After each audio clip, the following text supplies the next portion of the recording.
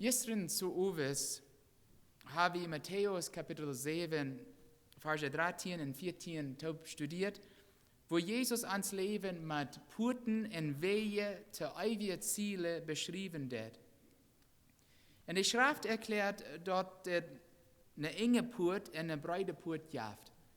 Jesus Christus ist der einzige enge Put, der zum ewigen Leben führt. Jesus er allein für unsere Sünden gestorben ist und hat uns vor Gott durch sein Blut gerecht gemerkt.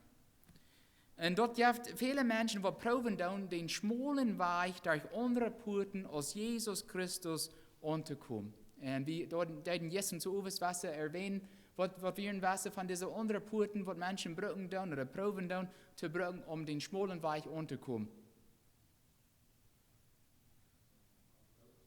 Gott war eng, proben Gott genug zu sein. Und Jesus sagt dort, was niemals taugen. Und du wirst noch eine zweite Beispiel, den wir toppen betrachten, was wir dort.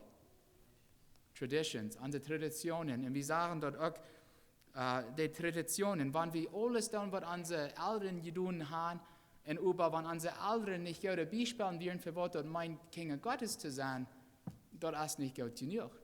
Wir müssen Jesus Christus annehmen. Bloß durch Jesus Christus können wir den schmalen Weg ankommen. Und was viele Menschen nicht anerkennen wollen, ist, dass alle anderen Puten zum breiten Put gehören, der zum breiten Weg führt. Ein Leben auf dem schmalen Weg ist ein Leben, wo den Lehren und Einstellungen Christi mit übereinstimmen, wo wir ein persönliches Verhältnis in Beziehung mit Gott haben, mit Jesus Christus haben. Wo unsere Einstellungen, our attitudes, mit Jesus in den Einstellungen übereinstimmen. Na, einer kann ein gutes Leben führen, ohne eine rechte Einstellung zu haben, nicht? Hast du nicht das dort? Wenn wir zum Beispiel proben Gott zu dienen und wir sagen, das mag ich tun und das mag ich tun und das mag ich tun und dort kann ich nicht. Mit so einer Einstellung ist dort, wo wir niemals Frieden in Jesus haben. Wir sagen lieber sagen, das kann ich für Gott tun, das kann ich für Gott tun. Dort soll ich nicht tun, wenn Jesus will mich bewahren und beschützen. Und wenn ich dort tue, dann will ich mich dadurch verlassen.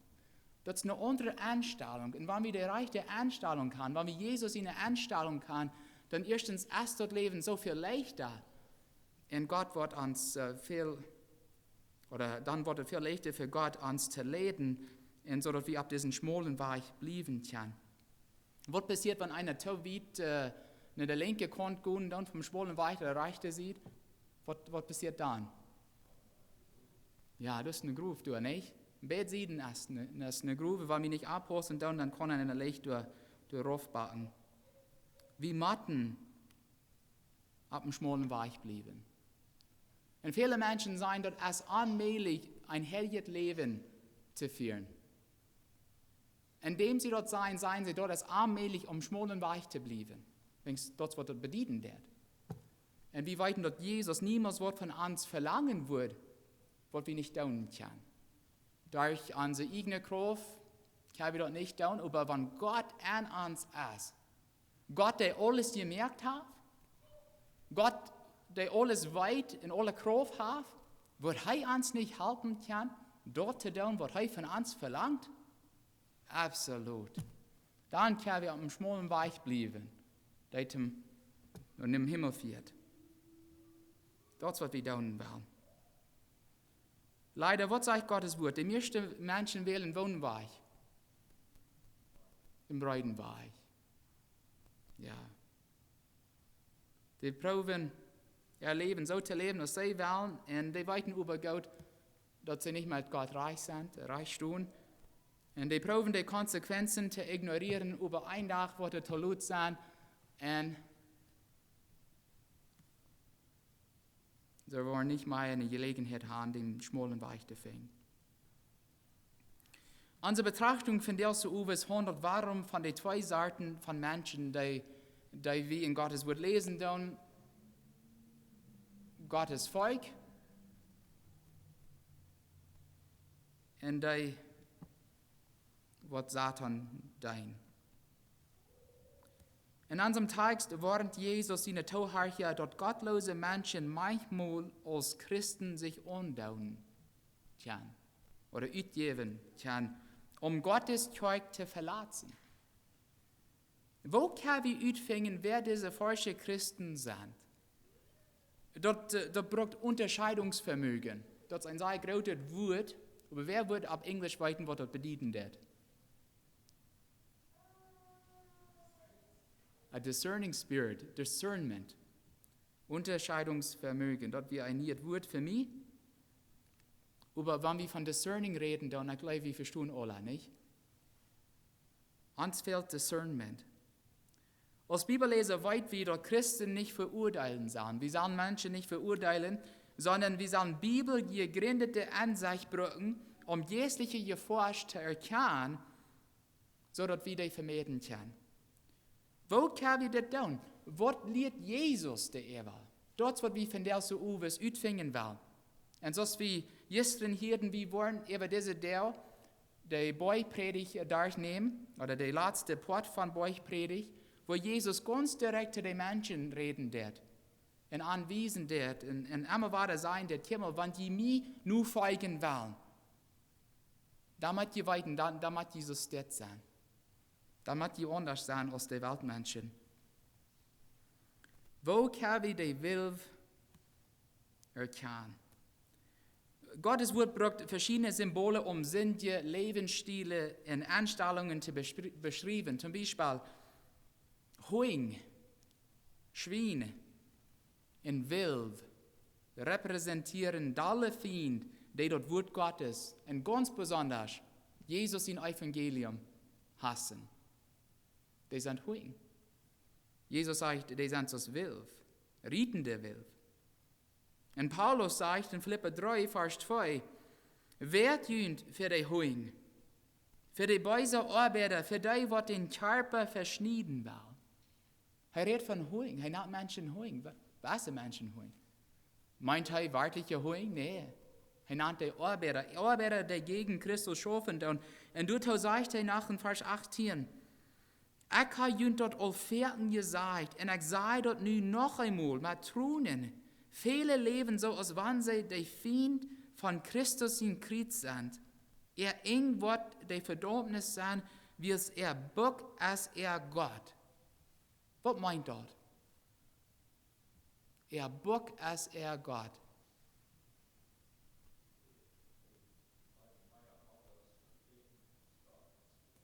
Ja, da können.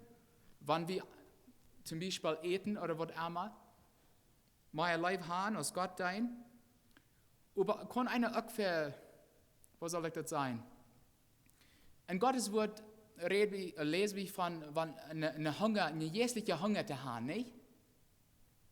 Und bloß Gott selbst kann diese Hunger besättigen. Aber viele Menschen haben eine andere Hunger, was aus einer Gott oder Gott zu haben. Die haben eine andere Art Bock und die wollen dort mit weltlichen Dingen abfallen. Bock als Gott. Sie sind stolz mit dort, womit sie sich schämen sollen, sagt Paulus. Und sie beschäftigen sich mit Dingen, die zu dieser Welt gehören, sagt Paulus. Leider wurden so eine Menschen vierten sogar in christlichen Kreisen angenommen, wie sie sehr fromm schienen kann. Obwohl sie niemals Jesus seine Erlösung und Vergebung persönlich belebt haben. Die Schrift beschreibt so eine Menschen mehrmals als wild und Huing und Schubskleider. Und was los wie in Matthäus 7, Vers 15? Seid ihn fair für die falschen Propheten, die an Schubskleider nicht kommen. Aber innerlich sind sie rietende Wild. Rietende Wild, die haben eine Hunger, nicht? Aber nicht für Dinge, die jässlich sind. Diese Wild sind die scheinbar ein Verlangen für jässliche Sachen haben und sogar eine Sorge für die Gemeinde haben. Aber sie sagten ihre eigenen Wünsche und ihre eigenen Bedürfnisse für Christus und auch für die Gemeinde. Und sind wahrlich all die am Weichstunden dann untergrieben.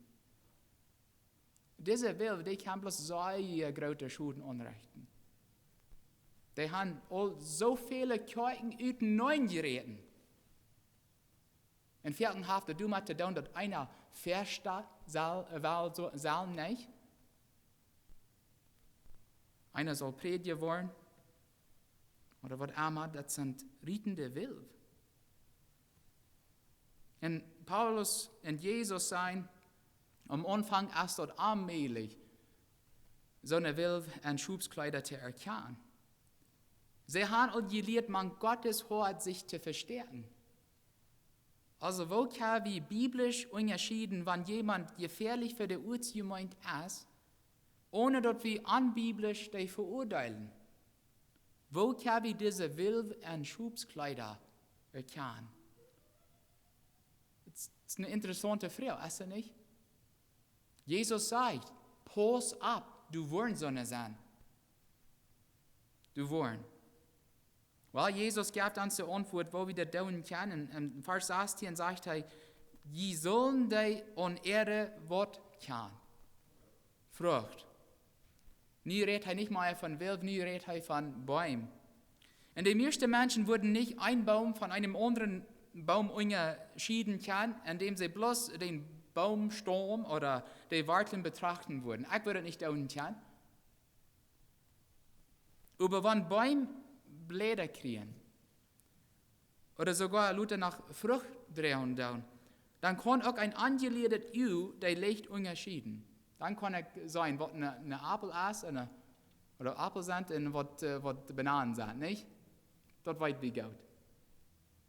Und das wird Jesus hier auch ans sein will. Er sagt in Vers 18 bei, wollen Weintrüben vom Hakelstruck oder Feigen von Disteln geplocken? Natürlich nicht. Indem wir die Frucht betrachten, dann können wir erkennen, was für ein Baum der ist. Ein guter Baum, der gute Frucht trägt, oder ein schlechter Baum, der schlechte Frucht trägt. Bis Vers 18 sagt, ein guter Baum kann nicht schlechte Frucht tragen, und ein schlechter Baum kann nicht gute Frucht tragen. Das ist allmählich, sagt Jesus. Was meint dort? Was meint dort, schlechte Frucht zu tragen? Als Kinder Gottes in Bibelleser weit wie wo den Jesine Frucht in Galater 4, Verse 22 und auch 23 aufgeteilt worden. Überall wie diese Verse top lesen, dann weil wir unsere Aufmerksamkeit ab Verse 19 bis 21 legen. Die Verse sind uns auch ganz wichtig. Und diese Verse fingen wie, wo dort Fleischverwaltung hat. Wo dort Fleischverfrucht hat. Erstens sagt Jesus, Paulus hier, du als Ehebruch, Hurerie, Unreinheit, anbandet Leben. So, das sind Sünden, sexuelle Sünden. Und dann geht er wieder.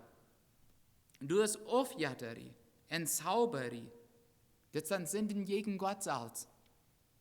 Und dann gibt dort Hurerie, Feindschaft, Streit, Habsucht, Wut, eine Sechssein, Zank, Spölerie, Aufganst, Mord. Und das sind Sünden gegen uns Nuber. Und dann sagt er noch, das gibt noch Süpen in Frieden. Und das sind Sünden gegen uns selbst. Fleischliche Frucht. Die wird, und so wird Meier, was Paulus hier brauchen wird, wiesen uns, dass diesen List nicht vollständig ist. Der ist noch nicht fertig geschrieben. Einer wird noch mehr Dinge erwähnen können. Fleischliche Worte sind Anstellungen oder Taten, die gegen Gottes Wort gehen und gegen Gott seine heilige Mutstark für uns Leben gehen. Das wird fleischliche Worte in Frucht sind. Wer einmal Christus nicht erlaubt hat, sein Leben zu reinigen, kann nicht gute jährliche Frucht tragen. Wie es ans Fleisch gegen unseren Wunsch, gute zu tun, ständig kämpfen wird. Ich sehe mir nur sicher, die ganz meisten Menschen auf dieser Welt, ob die Christus tun oder nicht, die haben einen Wunsch, ein Verlangen, gute zu tun. Glaubt ihr das? Die meisten Menschen ja. Die meisten Menschen, einer würde sagen kann, die proben vielleicht auch gute Menschen zu sein. Die ganz meisten Menschen proben das ohne Christus zu tun und dann kommen sie immer zu kalt. Woran? Paulus gibt uns die Antwort in Galater Kapitel 5, Vers 17. Wie es dort Fleisch verlangt, gru dort, wo der Jes nicht will. Und der Jes will dort, wo das Fleisch nicht will. Die beiden sind sich immer gegenüber, dass die nicht tun, was die tun möchten. Du wegen schafft dort nicht. Wegen diese zwei Dinge immer gegenüber schaffen oder kämpfen tun. Was das Fleisch will und was Gott will. Was wir alle weiten tun, was reich ist und was wir tun sollen. Und das, was Jesus uns in Lukas sagt, Verse 44 und 45 sagt. Lukas sagt 44 und 45. Er sagt, jeder Baum ist an seine Früchte kann. Einer plagt nicht Feigen von Disteln oder Weintrauben von einem Brombeerbusch. Ein guter Mensch wird aus dort Gute in sein Hort Gute für ein Tag bringen, und ein schlechter Mensch bringt von dort Schlechte in sein Hort Schlechte für ein Tag. Wie es von dort Hort voll ist, redet dort Müll. Das ist, was wir am Sonntag betrachtet haben. Von was dort Hort voll ist, redet dort Müll. Von was dort Hort voll ist, schält Eva. In unser Welt, nicht? In unsere Gedanken, wo wir Menschen behandeln, das schält Eva. Wenn uns Hort voll Jesus Christus ist und uns Leib für Jesus Christus ist, dann schält dort auch Eva. Und das wird Gott sein will. Das dort Eva schält. Dass andere Menschen dort sein können. Und unser Welt sein, hören können, dass wir Kinder Gottes sind. Dass wir Jesus Leib haben. Die wollen das hören. Gott will das hören. Die wollen sein, wie nah an uns Kinder Gottes, die wollen dort in unsere Worten sein. Dass wir immer treu und aufrichtig sein. Was von uns sind die Schafsmänner? Ja. Also du auch zu sein, dass wir Kinder Gottes sind. Was von uns haben Kollegen wie der Arbeit, weiten die überhaupt, dass wir Kinder Gottes sind? Was von uns gehen in die Schule, weiten unsere Schulkameraden, dass wir Gott dienen. Gottes Wort sagt, dort wird ewig schälen. Dort wollen die all weiten. Dort wollen die all hören können. Wenn es dort schält ewig. Aber, liebe Geschwister, wann uns Hort voll Bitternis ist, Aufgangs ist, Hass ist, dort wird auch ewig schälen. Menschen wollen das auch sein können. Und unsere Welt hören können. Weil wir das nicht vergessen. Wenn uns Fleisch verlangt, gru dort, wo der Jesus nicht will, wo können wir dann gute Frucht drehen? Weil ohne Gott ist das allmählich. Und Paulus sagt noch in Galater 4, 24 und 25, Galater 4, 24, 25, die Christus Jesus ungehören, haben dort Fleisch mit Lust und Leidenschaften totgekriegt. Wenn wir am Jesus leben, dann wollen wir auch am Jesus wandeln. Und hier sagen wir, dass wir erst ans Fleisch kriechen machen. Was meint dort?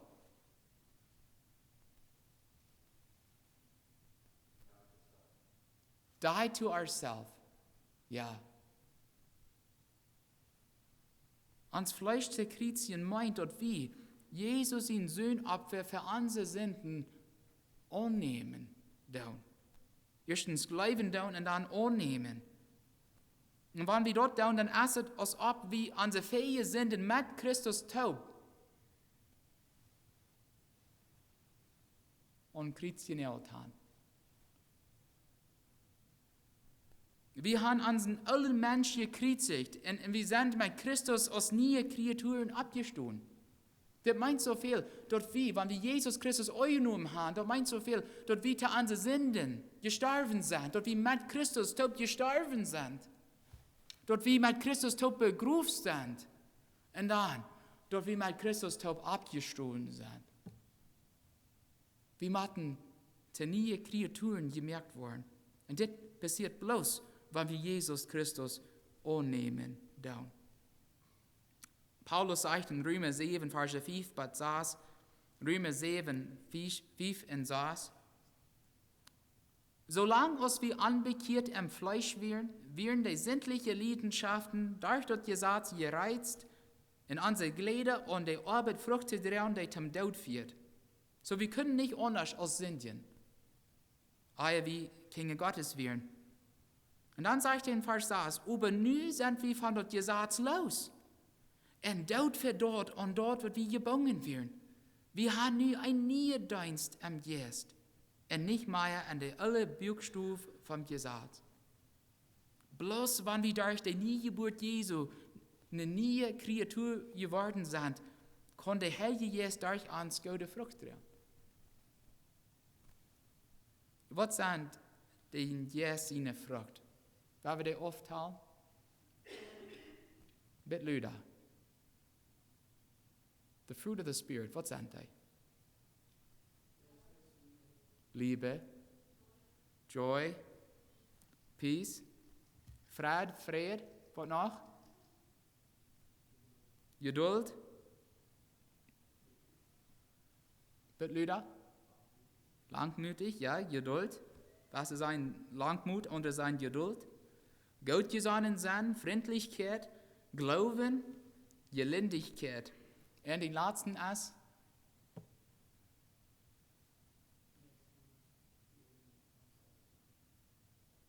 bitte Lüder. Das sind geradsten Gebot Jesu, ja. Das ist auch Selbstbeherrschung, hast du nicht? Selbstbeherrschung. Und so ist Paulus und der Galater schreibt, matten wir als Wahrgeborene in dem Geist wohnen, um ständig ein guter Baum zu sein, der gute Frucht reicht. Er schreibt in Galater 4, Vers 16, wandelt am Geist, dann wollt ihr dort nicht tun, wo nur das Fleisch gelasten wird.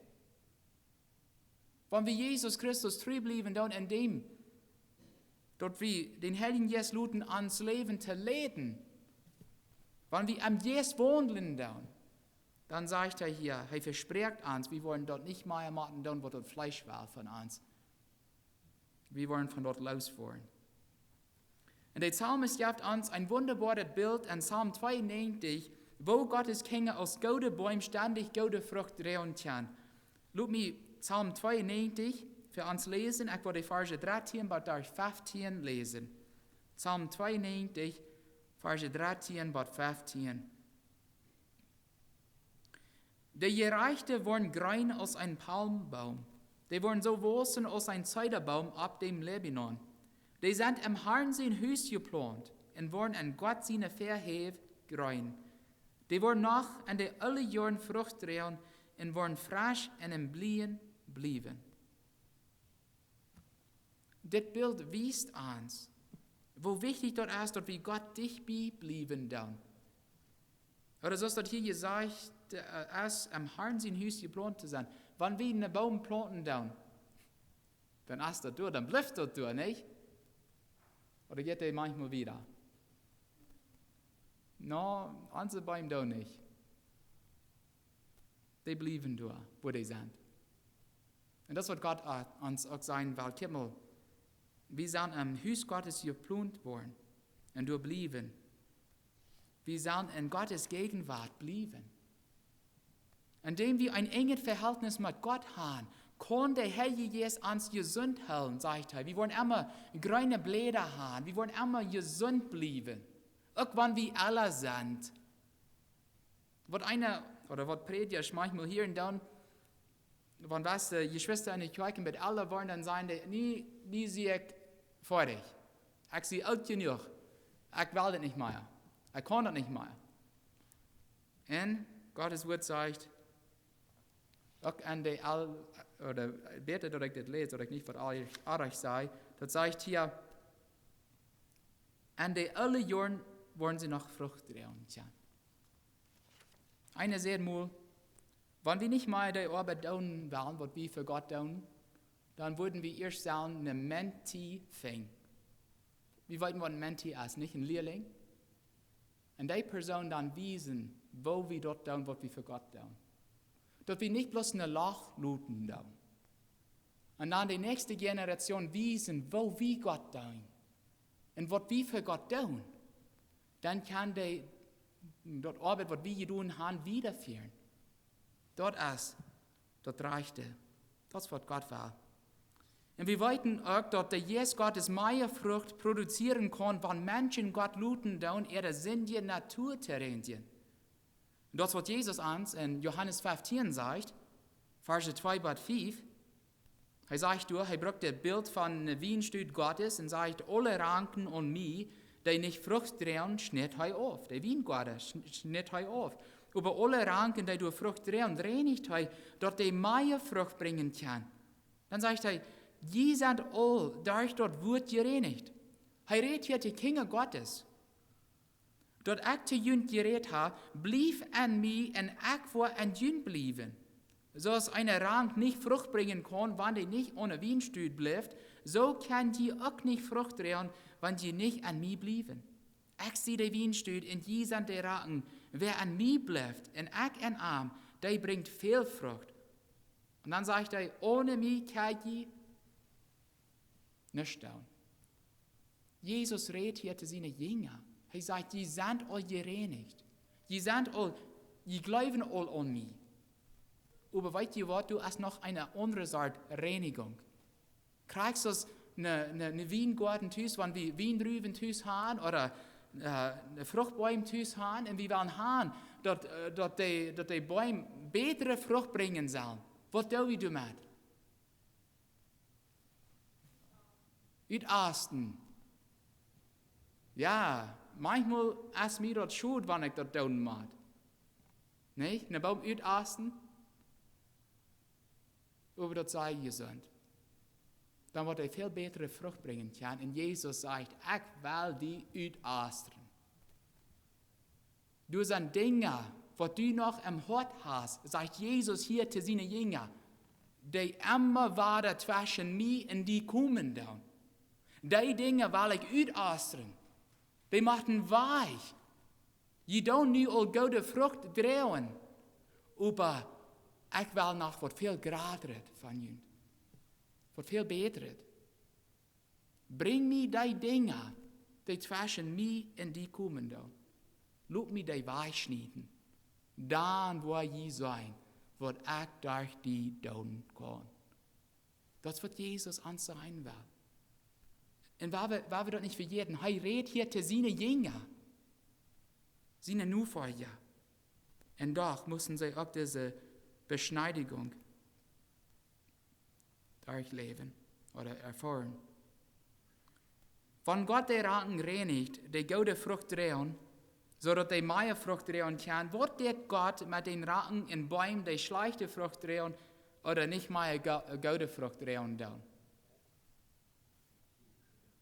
Ja, die wurden am Vieh geschmeten. Wir lesen in Vers 19 aus Matthäus 7, jeder Baum, der nicht gute Frucht trägt, wird aufgehakt und am Vieh geschmeten. Alle Bäume, die schlechte Frucht drehen, wollen nicht an den Himmel kommen, oder die Menschen, die glauben dann, dass die Kinder Gottes sind, aber nicht gute Frucht mehr drehen dann, wollen aufgehakt und am Vieh geschmeten. Sie wollen ewige Verdammnis. Eine Lieden machten ein Ort, der mit ewige Vier beschrieben wird. In Galater 4, Vers 21, nur dem Paulus die fleischliche Worten in Frucht aufteilt, dann schlitt Paulus den Gedanken mit der Wert, ich habe ihnen dort einmal gesagt, aber ich sage dort noch einmal, die so was tun, wollen an Gott sein Recht nicht ankommen. Das sind die fleischlichen Worten. So erstens, wenn wir sexuelle Sünden begonnen haben, so wie Hirten, wollen wir nicht an den Himmel ankommen. Wenn wir gegen Gott sündigen dann, wollen wir nicht an den Himmel ankommen. Wenn wir gegen unsere Nachbarn sündigen dann, wollen wir nicht an den Himmel ankommen.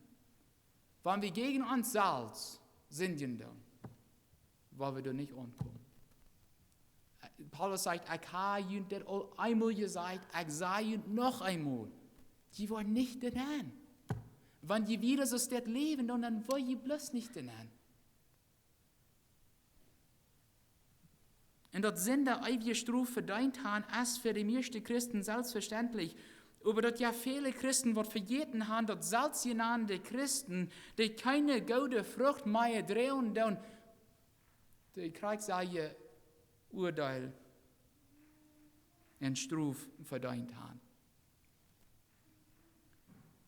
Jesus sagt in Johannes 15, Verse 1 und 2, Ich sehe der reichte Wienstüt en mijn voeder als de wijngaarden alle ranken on mij die nicht Frucht tragen. Diese Ranken sind noch an Jesus. Alle Ranken on mij die nicht Frucht tragen. Schnitt hij auf. Und dann in Vers 6 sagt er wieder, wer nicht an mich bleibt, der wird so aus einer Rank weichgeschmierten.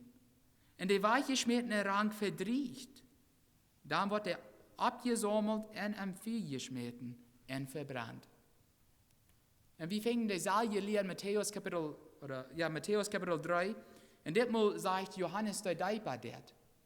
Johannes der Däuper sagte den Pharisäer und Sadduzäer, die sich von am Däupen luten wollen, er sagt, der Axt legt die Bäume und die Wardel reit, und jeder Baum, der nicht gute Frucht trägt, wird aufgehakt und am Feuer geschmitten. Das wären die religiösen Lehrer zu der Zeit. Die haben Gottes Wort durch und durch gekannt. Und Johannes sagt, dort ist nicht gut genug. Die wollen nicht haben, dass ich däupen soll, aber die drehen nicht gute Frucht. Wo soll das schaffen? Johannes sagt, ich tue das nicht. Ich will das nicht. Ich kann das nicht. Der Axt legt die Bäume und die Wardel reit. Und jeder Baum, der nicht gute Frucht trägt, wird aufgehakt in einem Feuer geschmissen. Jesus verlangt, liebe Geschwister, Jesus verlangt, dass seine Nachfolger gute jährliche Frucht für sein Reich drehen tun. Er hat Geduld mit uns und will uns helfen, an unserem Wandel mit ihm zu wachsen und teilnehmen, sodass er durch uns noch was Größeres tun kann. Wie kann Gott seine Geduld für uns nicht begreifen? Er weiß, dass wir manchmal zu hart kommen. Er sieht das. Er weiß das. Er will, dass wir jährlich teilnehmen sollen. Aber die Ursache, woran wir für zu hart kommen, dann ist manchmal, du wegen, dass du noch Dinge im Herzen sind, die wir Gott noch angegeben haben. Gott hat so viel Geduld für uns.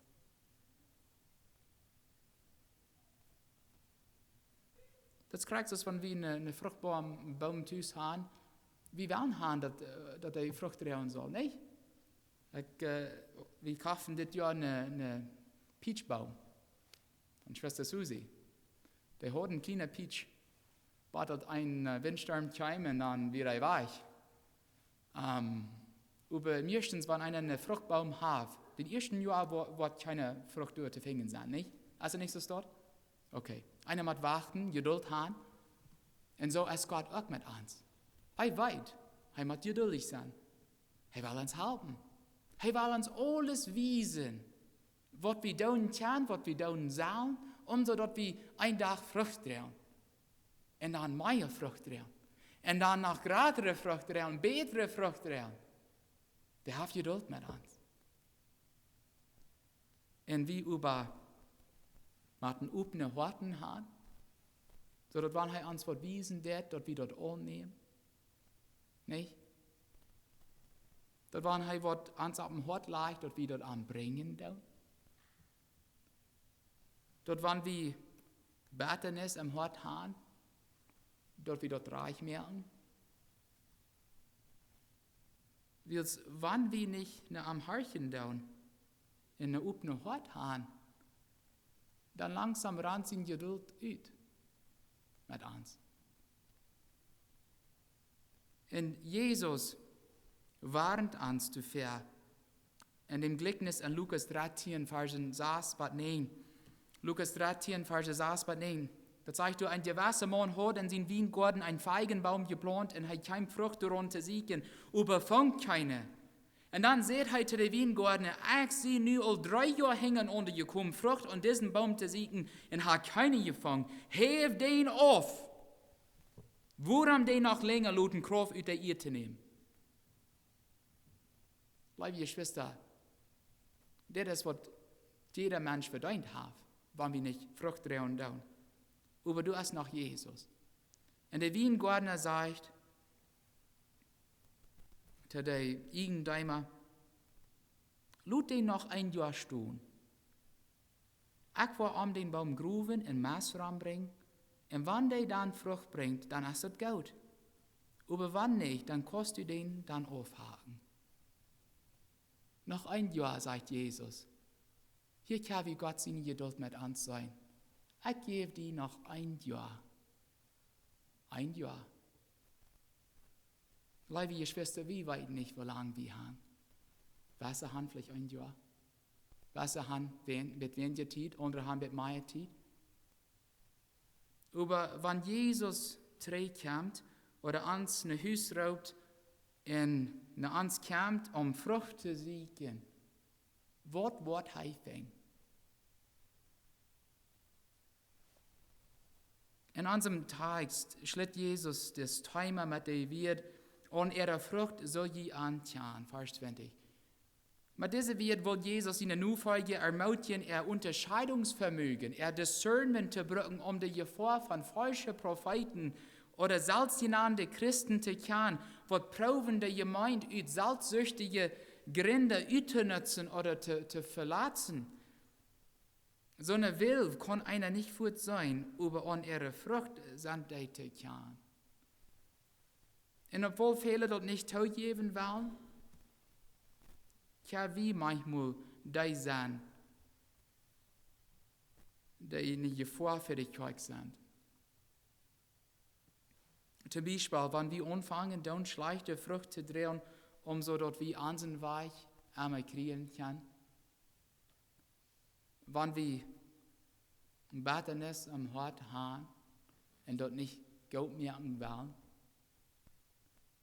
Wenn wir Spannungen unterstützen tun, Uneinigkeit unterstützen tun, eine steht Einheit in Christus. Das sind alle Beispiele von was will tun.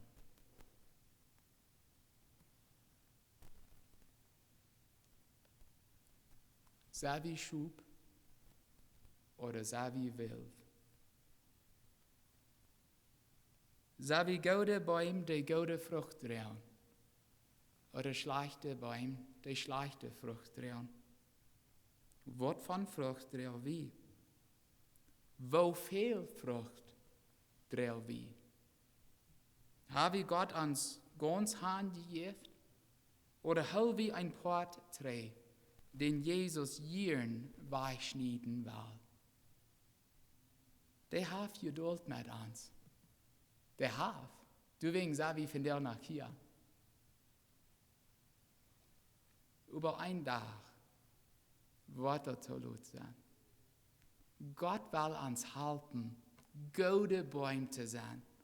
Gott hat Geduld mit uns. Der will uns alles wiesen, was zwischen uns und ihm gekommen ist. Der will die Dinge weichschneiden.